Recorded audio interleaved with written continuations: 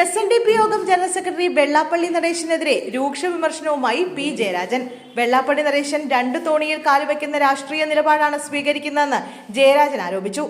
വെള്ളാപ്പള്ളി നവോത്ഥാന സമിതി അധ്യക്ഷനായി തുടരുമ്പോൾ അദ്ദേഹത്തിന്റെ മകൻ തുഷാർ വെള്ളാപ്പള്ളി സംഘപരിവാർ രാഷ്ട്രീയത്തിനൊപ്പമാണെന്ന് ജയരാജൻ ചൂണ്ടിക്കാട്ടി. ഒരു വശത്ത് നവോത്ഥാന മൂല്യങ്ങൾ ഉയർത്തിപ്പിടിക്കുന്നതിനായി പറയുമ്പോൾ മറുവശത്ത് അതിനു വിരുദ്ധമായി രാഷ്ട്രീയ നിലപാടുകളുമായി സഹകരിക്കുന്ന സമീപനമാണ് SNDP നേതൃത്വത്തിന്റേതെന്നാണ് അദ്ദേഹത്തിന്റെ വിമർശനം. വെള്ളാപ്പള്ളിയെ തള്ളണം എന്ന നിലപാട് CPM നേതൃയോഗത്തിൽ എന്ന തീരുമാനമെടുത്തതിന് പിന്നാലെയാണ് പി ജയരാജന്റെ വിമർശനം. അദ്ദേഹം രചിച്ച ഹിന്ദുക്കളുടെ സനാതന വഴികൾ എന്ന പുസ്തകവുമായി ബന്ധപ്പെട്ട ചടങ്ങിലാണ് പി ജയരാജന്റെ വിമർശനം. ചടങ്ങിൽ പങ്കെടുത്ത ആളുടെ സംശയത്തിന് മറുപടിയായിരുന്നു പി ജയരാജൻ വെള്ളാപ്പള്ളിയെ വിമർശിച്ചത്. നവോത്ഥാന പ്രവർത്തനങ്ങൾക്ക് നേതൃത്വം നൽകിയ SNDPയുടെ ആനുകാലിക നിലപാടെന്ത് എന്നായിരുന്നു സദസ്സിൽ നിന്ന് ഉയർന്ന ചോദ്യം. അതിനുള്ള മറുപടിയായാണ് പി ജയരാജന്റെ മറുപടി.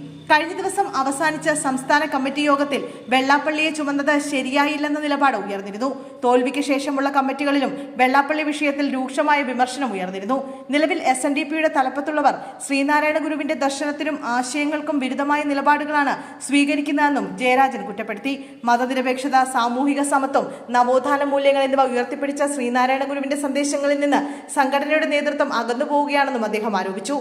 രാഷ്ട്രീയ സാമൂഹിക വിഷയങ്ങളിൽ SNDP നേതൃത്വത്തിന്റെ നിലപാടുകളെ ചോദ്യം ചെയ്തുകൊണ്ടായിരുന്നു ജയരാജന്റെ പ്രതികരണം. അദ്ദേഹത്തിന്റെ പരാമർശം സംസ്ഥാന രാഷ്ട്രീയത്തിൽ പുതിയ ചർച്ചകൾക്കും വഴിവെച്ചിട്ടുണ്ട്.